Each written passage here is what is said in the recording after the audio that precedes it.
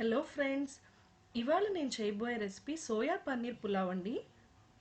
పన్నీర్లో ఇంకా soya చంక్స్లో protein చాలా ఎక్కువగా ఉంటుంది.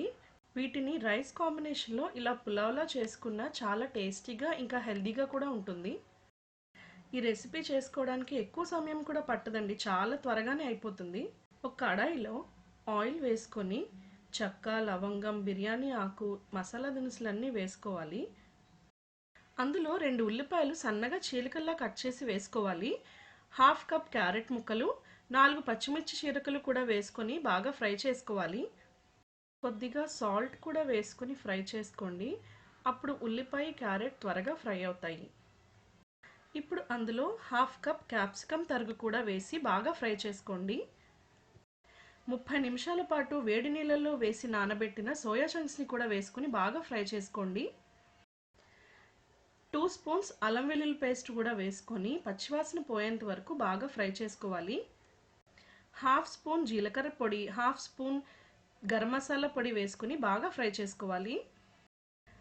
ఇందులో సన్నగా తరిగిన కొత్తిమీర హాఫ్ కప్, ఇంకా 1 కప్ పుదీనా కూడా వేసుకొని బాగా ఫ్రై చేసుకోవాలి.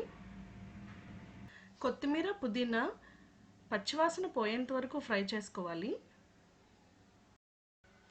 ఇప్పుడు ఇందులో హాఫ్ కప్ పెరుగు కూడా వేసుకొని బాగా ఫ్రై చేసుకోవాలి.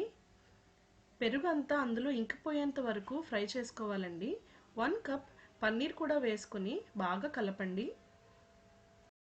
పన్నీర్ ముక్కలు కూడా ఫ్రై అయిన తర్వాత ఒక నిమ్మకాయని హాఫ్ పీస్ చేసుకొని సగం నిమ్మ చెక్కని రసం తీసుకుని వేసుకుంటే సరిపోతుంది. ఫుల్ నిమ్మకాయ అవసరం లేదండి. కొంచెం కసూరి మేతిని కూడా చేత్తో బాగా నలిపి అందులో వేసేసుకోవాలి. నేను ఈ పులావ్ కోసం 1 గ్లాసు పావు బియ్యాన్ని ఒక అరగంట పాటు నానబెట్టుకున్నానండి. నానబెట్టిన రైస్ కూడా వేసుకొని బాగా కలుపుకోవాలి. 1 గ్లాస్ బియ్యానికి 2 గ్లాసుల నీళ్లు కలుపుకోవాలి.